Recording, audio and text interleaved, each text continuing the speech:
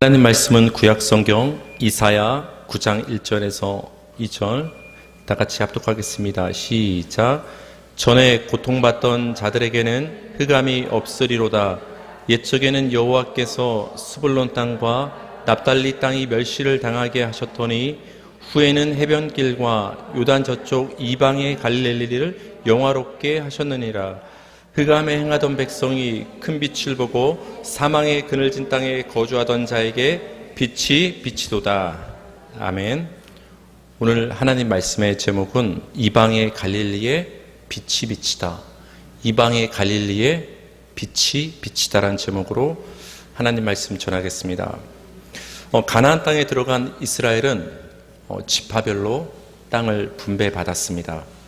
이스라엘의 지파는 야곱의 12아들의 수대로 12지파인데 훗날 레위 지파가 하나님께 따로 구별되어서 드려지게 됨으로써 요셉 지파를 그 요셉의 두 아들인 므낫세와 에브라임의 그 두 지파로 나눠서 총 12개의 지파를 구성하게 됩니다. 오늘 본문에 보면 납달리 땅과 스불론 땅이 나오는데 12지파 중에서 갈릴리 지역 인근의 땅을 분배받은 지파가 됩니다. 여기 지도를 보면 여러분께서 아시겠지만은 갈릴리 지역은 남쪽 유다 지역과 구별되는 그 북쪽 지역입니다. 그 중간에는 사마리아 지역이 있죠. 그 북쪽 갈릴리 그 지역 중에서 납달리와 스불론이 갈릴리의 그 서쪽 지역의 땅을 분배를 받았는데 이 납달리와 이 스불론이 바로 오늘 본문에 등장하는 지역이 됩니다. 그러니까 한마디로 스불론 땅과 납달리 땅은 갈릴리 지역을 이르는 말이 됩니다. 갈릴리 지역은 이스라엘 북쪽에 위치해 있어서 그 외세의 침략을 자주 받았습니다. 그래서 우리가 잘 알고 있는 그 아수르의 침략을 받아서 그 아수르에 점령당하기도 했고 그 아수르의 그 포로로 끌려가는 어떤 고난과 어떤 치욕을 당했던 지역이 바로 이 갈릴리 지역입니다. 또한 북쪽으로는 그 이방 지역인 두로와 시돈을 접하고 국경으로 접하고 있었기 때문에 어떤 그 외국의 문화, 다양한 어떤 문화가 그 유입되는, 인종이 유입될 수 있는 그런 좀 복합적인 지역이 바로 갈릴리 지역이었습니다. 그렇기 때문에 갈릴리 지역 사람들은 남쪽 지역 유다 사람들과는 구별되는 어떤 지역적인 특색이 분명히 있었습니다. 그래서 때로는 무시를 당하기도 했던 지역이 바로 갈릴리 지역입니다. 마태복음 26장 29절을 보면 예수님께서 잡혀가신 후에 베드로가 두려워서 몰래 예수님을 심문받는 곳으로 쫓아가게 되죠. 그때 베드로를 알아본 사람들이 베드로에게 말을 건네는 장면입니다. 제가 읽어드릴게요. 마태복음 26장 69절 베드로가 바깥들에 앉았더니 한 여종이 나와 이르되 너도 갈릴리 사람 예수와 함께 있었도다 하거늘 조금 후에 곁에 섰던 사람들이 나와 베드로에게 이르되 너도 진실로 그 도당이라 네 말소리가 너를 표명한다 하거늘 그 옆에 있는 사람들이 베드로에게 이렇게 말합니다. 한 여종이 너도 갈릴리 사람 예수와 함께 있었던 사람이 아니냐. 그것을 어떻게 알아봤을까요? 그 밑에 구절을 보니까 너의 말소리가 너를 표명한다. 네 말투를 딱 들어보니까 너는 저기 갈릴리 사람이다.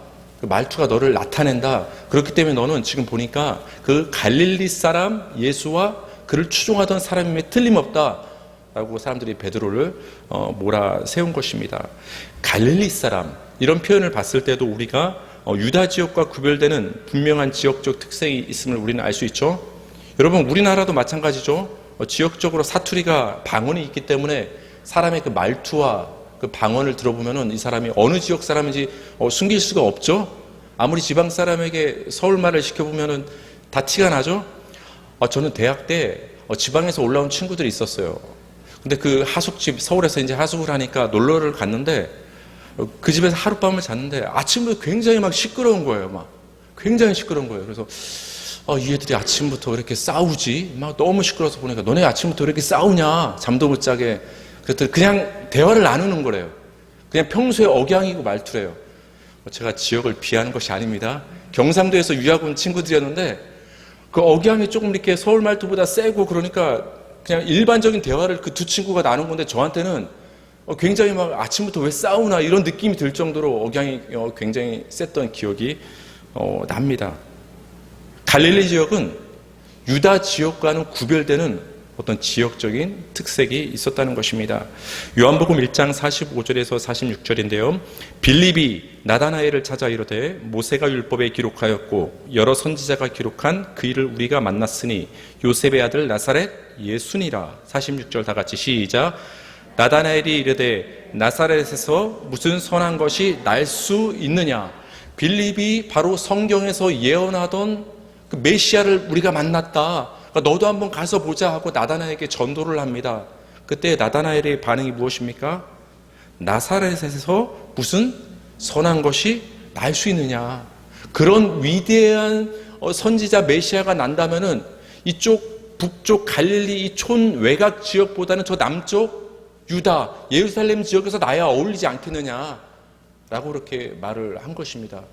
그 당시 사람들의 인식 속에서도 이 갈릴리 나사렛 지역은 조금 촌스럽고 외곽 지역이고 뒤떨어진 때로는 멸시를 받던 지역임을 우리는 이 반응을 통해서도 알 수가 있는 것입니다. 당시 갈릴리는 그렇게 존귀한 지역이 아니었음을 우리는 알 수 있습니다.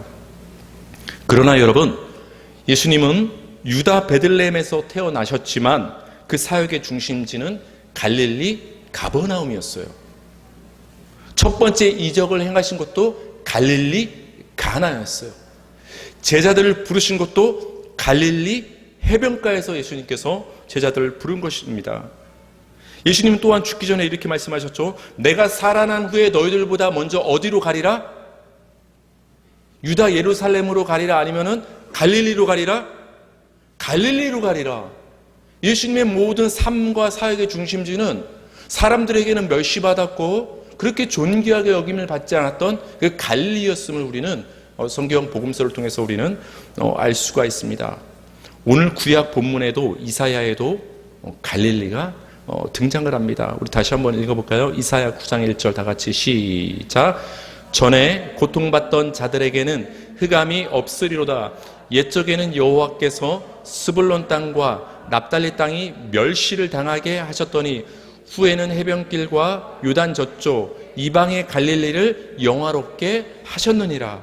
스불론 땅과 납달리 땅이 멸시를 당했다. 아까 그 지파의 그 땅 분배를 봤을 때 그 지역은 바로 갈릴리 지역을 이르는 말이죠. 옛적에는 갈릴리 지역이 멸시를 당하던 그렇게 존귀하지 않은 지역 땅이었다. 근데 이제는 후에는 그 이방의 갈릴리를 하나님께서 영화롭게 하셨다. 멸시당하던 갈릴리가 영화롭게 변하는 그 기록이 지금 이사야 성경에 기록이 되고 있습니다. 멸시를 받던 갈릴리 땅에 대해서 9장 2절은 이어서 이렇게 표현을 해주고 있습니다. 제가 읽어드릴게요.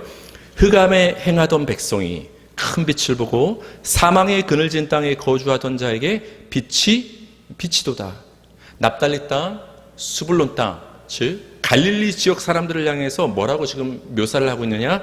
흑암에 행하던 백성, 사망의 그늘진 땅에 거주하던 자, 한마디로 갈릴리 땅을 어둠의 땅, 사망의 땅으로 지금 묘사를 하고 있다는 것입니다. 여기서 저는 흑암이라는 단어에 주목할 필요가 있다고 여러분께 말씀을 드리고 있어요. 여러분, 흑암이라는 단어를 들으면 첫 번째 어떤 이미지가 떠오르십니까? 어떤 긍정적인 이미지가 떠오르십니까? 아니면 좀 부정적이고 좀 무서운 이미지가 떠오릅니까? 그렇죠? 좀 부정적이고 무서운 이미지가 흑암, 어둠에는 어울리는 이미지가 됩니다. 근데 이 부정적인 흑암이라는 이미지가 지금 그 옛날 갈릴리 지역과 그 사람들에게 묘사할 때 그 표현이 사용됐다라는 거예요. 흑암이라는 단어가 성경에서 처음 등장하는 본문이 있는데요. 제가 여러분께 자주 말씀을 드리는 창세기 1장 2절이 됩니다. 다 같이 읽겠습니다. 시작. 땅이 혼돈하고 공허하며 흑암이 깊음 위에 있고. 처음 땅의 상태에 대한 묘사들이 여러 가지가 있는데 혼돈했다. 어떤 형상이 없었다는 거예요. 공허했다. 아직 그 안에 어떤 생물이 없었다라는 거예요. 마지막 그 땅에 대한 묘사 중 하나가 무엇이냐? 바로 흑암, 어둠의 땅이었다. 처음 땅의 상태를 표현할 때 흑암이란 단어가 바로 등장을 하고 있다는 것입니다. 그렇다면 여러분, 흑암은 어떤 의미일까요? 언뜻 떠오르는 의미. 벌써 여러분 마음속에 아마 다 그 이미지가 떠올랐을 거예요. 시편 107편 10절입니다. 제가 읽어드릴게요.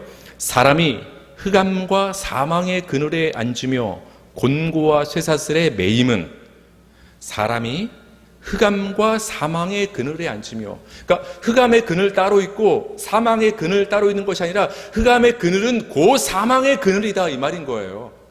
같은 말을 두 번 사용해서 강조를 하고 있는 것이죠. 히브리 말을 우리가 보면은 이런 표현이 굉장히 많습니다. 평행적인 어떤 표현을 통해서 같은 거를 좀 다르게 표현해서 강조를 하는 그런 표현들이 이제 구약 성경에 많이 등장을 하는데요.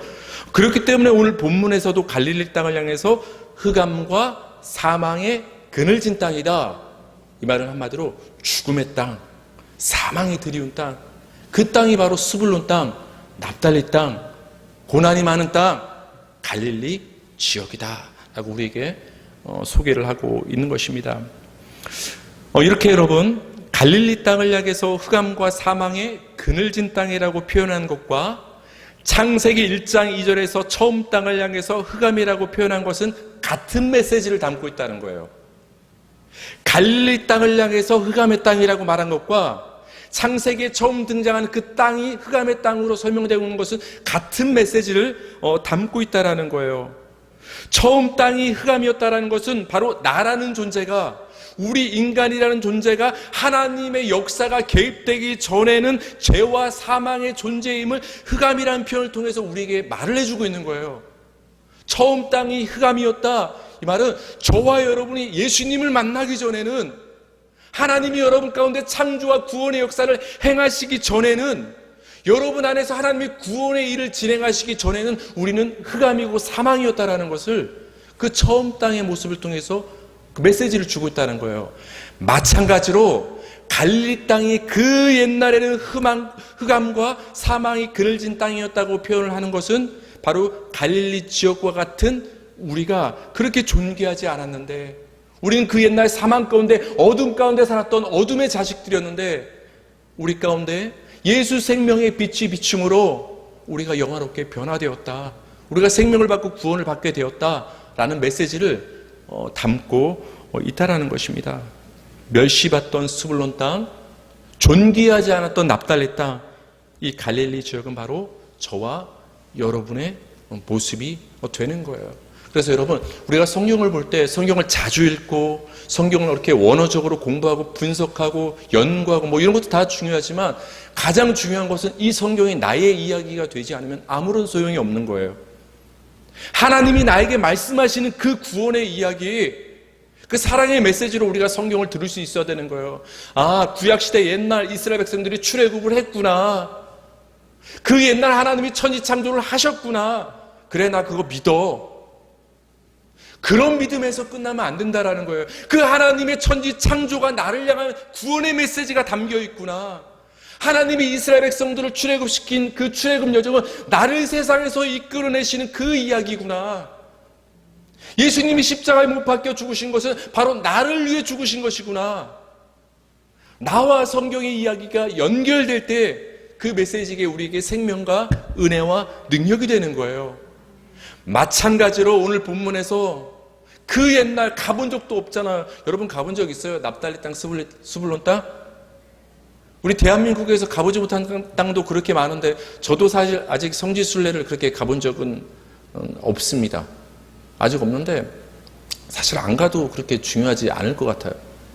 내가 가본 적도 없는 저 스불론 땅, 납달리 땅, 그 갈릴리 지역이 저랑 무슨 상관이 있냐는 거예요. 여러분하고 무슨 상관이 있냐는 거예요. 근데 상관이 있다라는 거예요. 그 스불론 땅, 납달리 땅, 그 갈릴리 지역을 향한 이 하나님, 오늘 이사야 선지자의 메시지는 바로 갈릴리와 같은 여러분을 향한 하나님의 메시지가 된다라는 거예요. 멸시받던 스불론 땅, 납달리 땅, 갈릴리 지역에 변화가 일어납니다. 변화가. 이사야 9장 2절인데요. 여러분께서 여기 이제 변화를 한번 캐치해 보시기 바랍니다. 다 같이 읽겠습니다. 시작.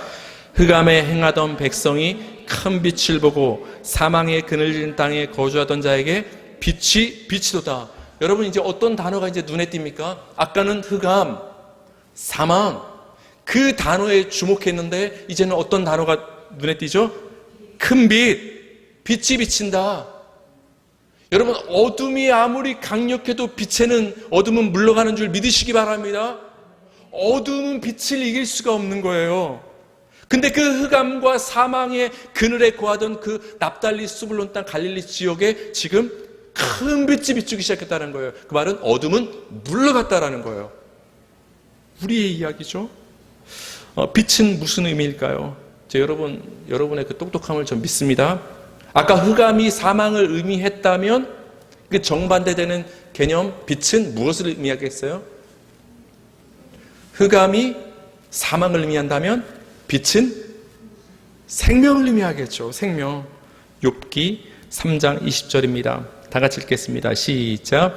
어찌하여 고난당하는 자에게 빛을 주셨으며 마음이 아픈 자에게 생명을 주셨는고. 여러분, 여기 한번 스크린 한번 보세요. 제가 밑줄 친 두 구절을 밑에 인용을 했는데 고난당하는 자, 그게 결국 마음이 아픈 자랑 똑같은 거예요. 고난당하는 자에게 빛을 주시고 마음이 아픈 자에게 생명을 주셨다. 같은 얘기를 지금 두 번 하고 있는 거예요. 근데 처음에는 뭐라고 이제 표현을 하느냐? 빛을 주셨다. 두 번째는 생명을 주셨다. 아, 빛을 주셨다는 말은 무엇을 주셨다는 말이다? 생명을 주셨다는 말이구나를 우리는 알 수 있는 거예요.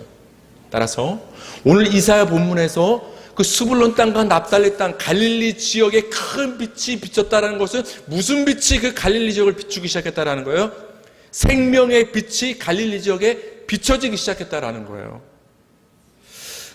이 생명의 빛에 대해서 성경은 우리에게 너무나 분명하게 계시를 해 주십니다. 요한복음 1장 4절입니다. 다 같이 읽겠습니다. 시작. 그 안에 생명이 있었으니 이 생명은 사람들의 빛이라. 여러분, 예수님이 생명의 빛이심을 믿으시기 바랍니다.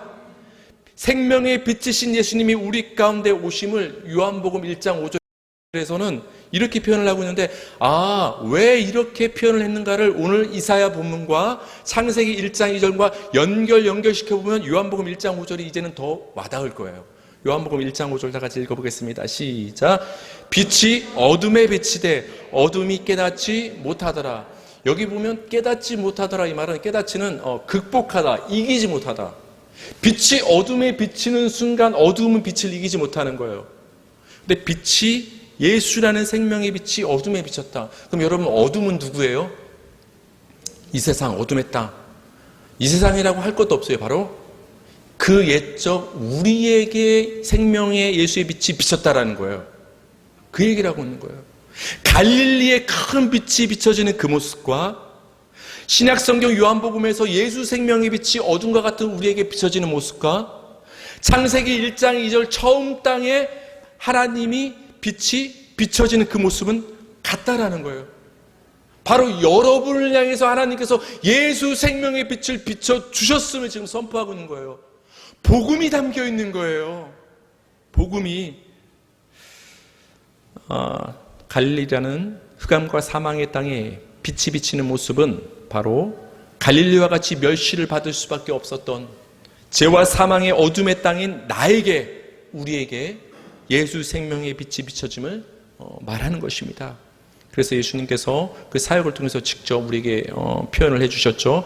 마태복음 4장 12절에서 16절인데요. 제가 한번 읽어드릴게요. 마태복음에서 예수님의 그 사역과 그 이사야의 본문을 오늘 연결을 시킵니다. 예수께서 요한이 잡혔음을 들으시고 갈릴리로 물러가셨다가 나사렛을 떠나 스불론과 납달리 지경 해변에 있는 가버나움에 가서 사시니. 여러분, 이사야 본문에서 무시받고 고난받았던 납달리, 스불론, 갈릴리 지역에 가서 누가 들어가서 사신다는 그 표현이라고 있어요? 그 어둠의 땅에 예수님이 지금 들어가서 사시는 장면이 나오는 거예요. 14절. 이는 선지자 이사야를 통하여 하신 말씀을 이루려 하심이라 일렀을 때, 오늘 우리 본문 이사야 9절의 말씀이 바로 예수님을 향한 그 예언의 메시지였다라는 거예요. 15절. 스불론 땅과 납달리 땅과 요단강 저편 해변길과 이방의 갈릴리여. 16절 다 같이 시작. 흑암에 앉은 백성이 큰 빛을 보았고 사망의 땅과 그늘에 앉은 자들에게 빛이 비춰도다 하였느니라. 예수님이 고향을 떠나서 갈릴리 가버나움 스불론 납달리 지경에 들어가서 사시는 모습을 보고서 16절에서 뭐라고 표현합니까? 흑암에 앉은 백성이 큰 빛을 보고 그 그늘에 앉은 자들에게 빛이 비쳤다라고 표현하는 거예요. 그러니까 예수님이 갈릴리에 들어가심이 빛이 비치는 거예요. 갈릴리가 누구라고 했어요? 여러분, 우리 죄인, 갈릴리와 같이 고통받고 그렇게 존귀하지 않은 먼지와도 같은 우리 존재에게 예수님이 우리 가운데 오셔서 내주하심으로 우리에게 생명을 주신 그 사건, 그것이 빛이 비춰진 구원의 사건이라는 것입니다. 그래서 저는 마찬가지로 항상 창세기 1장 2절을 여러분께 자주 말씀을 드리는 거예요. 왜 그러냐? 여러분을 향한 복음이 담겨있기 때문에 그래요. 창세기 1장 2절과 3절을 연결시켜서 이 복음의 메시지를 우리가 한번 살펴보겠습니다. 다 같이 읽겠습니다. 시작. 땅이 혼돈하고 공허하며 흑암이 깊음 위에 있고 하나님의 영은 수면 위에 운행하시니라. 3절. 하나님이 이르시되 빛이 있으라 하시니 빛이 있었고. 여러분, 흑암의 땅이 끝이 아닌 거예요. 제가 자꾸 여러분에게 우리 인간이란 존재는 하나님이 개입하시기 전에는 우리가 흑암이다, 우리가 어둠의 땅이다 하니까 여러분 거부감 들었을지도 모르겠어요. 왜 자꾸 목사님은 우리를 향해서 어둠의 땅이라고 얘기하느냐? 성경이 그렇게 얘기하고 있기 때문에 그래요. 여러분, 창세기 이야기는 단순한 창조의 이야기를 넘어서 우리를 향한 하나님의 구원의 역사가 담긴 이야기임을 우리는 알아야 되는 거예요. 그 흑암의 땅을 향해서 하나님이 선포하십니다. 뭐가 있으라? 빛이 있으라. 그러니까 흑암의 땅에서 어둠이 물러나고 환한 밝은 생명의 땅으로 변화하게 되는 것입니다. 이것은 바로 저와 여러분을 향한 하나님의 그 구원의 그 선포가 있음을 우리는 알 수가 있습니다. 마지막으로 이사야 9장 1절 읽겠습니다. 다 같이 시작. 옛적에는 여호와께서 스불론 땅과 납달리 땅이 멸시를 당하게 하셨더니 후에는 해변길과 요단 저쪽 이방의 갈릴리를 영화롭게 하셨느니라. 여러분 밑줄 친 적 한번 보세요. 옛적에는 뭐를 당했어요? 멸시를 당했어요. 그러나 후에는 어떻게 됐어요? 영화롭게 변화가 일어났어요. 우리가 그렇게 되었다라는 거예요. 우리가 그렇게 멸시를 당하고 힘이 없고 생명이 없고 어둠의 존재였는데 우리가 이제는 영화로운 존재가 되었다라는 거예요. 그렇다면 여러분과 저가 어떻게 영화로운 존재가 되었을까요? 여러분이 무엇을 해서일까요?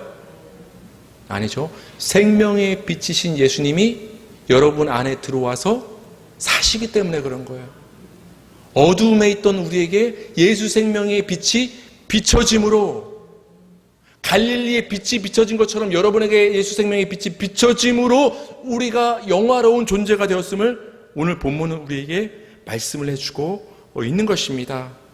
사랑하는 성도님들, 고통받고 멸시를 당하던 이방의 갈릴리의 빛이 비춰진 것처럼 갈릴리와 같은 여러분에게 예수 생명의 빛이 비춰지기를 주님의 이름으로 축원합니다.